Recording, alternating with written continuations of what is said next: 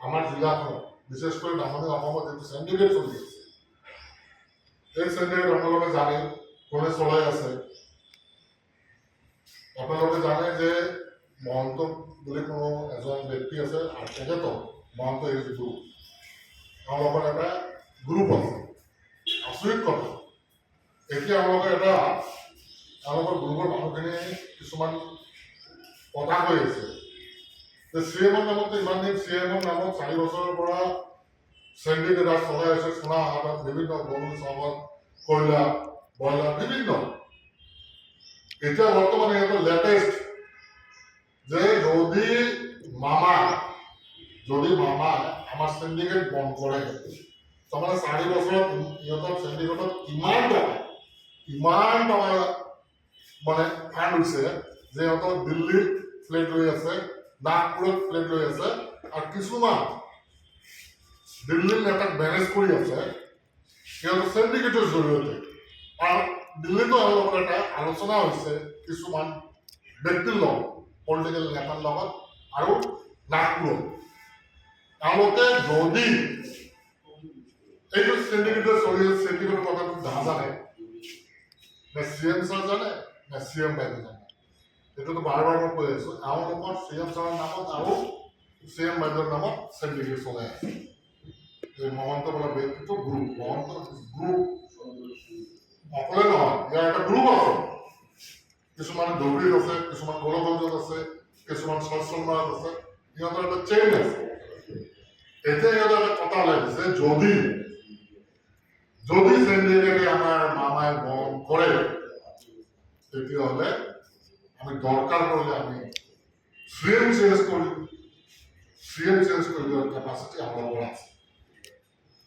চাওক আপোনালোকে চাওক, CM চেঞ্জ কৰি ধমকি দিয়ে, মানে মোৰ কামত আহি পৰে। যিবোৰ মানুহ কয় তেওঁলোকে মোক জনায় যদি দৰকাৰ পৰে যে আমি CM চেঞ্জ কৰি দিম। আমাৰ CMৰ কেণ্ডিডেট ৰেডি হৈ আছে, মানে CM চেঞ্জ কৰিব, মানে দিল্লীত এনেকুৱা মেনেজ হৈছে, নাগপুৰত এনেকুৱা মেনেজ হৈছে। তেওঁলোকে যদি আসাম গভৰ্ণমেণ্টে CMে যদি চেণ্ডিকেট বন্ধ কৰি দিয়ে, তো CM চেঞ্জ কৰি দিয়াৰ নিচিনা মহাদেশ গ্ৰুপ, চেণ্ডিকেট গ্ৰুপটো চাওক কিমান ডাঙৰ কথা। এতিয়া আমি পিছৰ আমি যিটো কাৰ্যসূচী হাতত লৈছোঁ, কাৰ্যসূচী মতে আমি DC অফিচৰ আগত আমি ধৰ্ণা দিম এই চেণ্ডিকেটৰ বিৰুদ্ধে। তাৰপিছত আমি 12 ঘণ্টীয়া নামনি অসম বন্ধৰ আহ্বান দিম। তাৰপিছতো যদি কিবা চেণ্ডিকেটৰ ওপৰত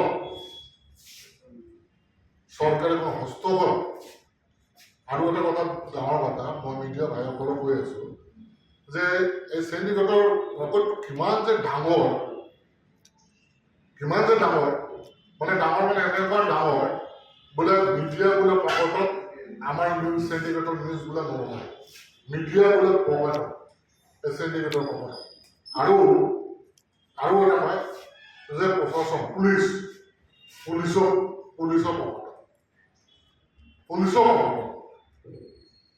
তো চেণ্ডিকেট ইমান পাৱাৰফুল যে চৰকাৰৰ ওপৰত CMৰ ওপৰত নাই যে CM চেঞ্জ কৰাৰ কথা কয়। যদি চেণ্ডিকেটত যদি বাধা আহে CM চেঞ্জ কৰি দিব। তো এইটো চৰকাৰৰ ব্যৱস্থা যদি নলয়, তেতিয়াহ'লে আমি হাইকোৰ্টত যাম, আৰু হাইকোৰ্টৰ পৰা আমি অনুমতি সাপেক্ষে আমি CBI, ED, CID, CM business, anti কৰাপশ্যনৰ তদন্ত ব্যৱস্থা কৰে। চিন্তা কৰক, আপোনালোকে যদি মিডিয়াৰ কথা মিডিয়া প্ৰশাসন, পুলিচ প্ৰশাসন আৰু CMৰ নামত ইমান দুৰ্নীতি কৰাৰ পিছতো ইমান ডাঙৰ এই চেণ্ডিকেটৰ, তেতিয়াহ'লে 4 বছৰত তেওঁলোকে কিমান টকা চেণ্ডিকেটে কিমান টকা, মানে ডেইলি কমচে কম আমাৰ সোণাহাট যিটো কয়লাৰ চেণ্ডিকেট, সেইটো আপোনালোকে জানে, আপোনালোকে কাগজ দি আছে, আপোনালোকে চাব এই সিন্ডিকেটের নামতে কোটি কোটি টাকা দিয়ে মানে মাহতে কমসে কম 5 কোটির পৰা 10 কোটি টাকা কালেক্ট কৰি আছে আমাৰ এইখন জিলাৰ পৰা এতিয়া আপোনাৰ জানা এফচিএল চালৰ এতিয়া ড্ৰাগছৰ এতিয়া সুপাৰী গৰু ছাগল মহ বিশেষ করে কয়লা আর একটু পাথর এই সিন্ডিকেট পাথর সিন্ডিকেট সব থেকে আচরিত কথা মামা এই মামাই যে আমাৰ অসমৰ ডেভেলপমেণ্ট ৰাস্তা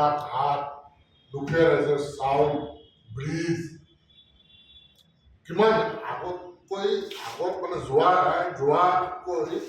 চৰকাৰতকৈ বৰ্তমানে চৰকাৰে যিমান ডেভেলপ কৰিছে আজিলৈকে 1947 পিছত এনেকুৱা ডেভেলপমেণ্ট হোৱা নাই।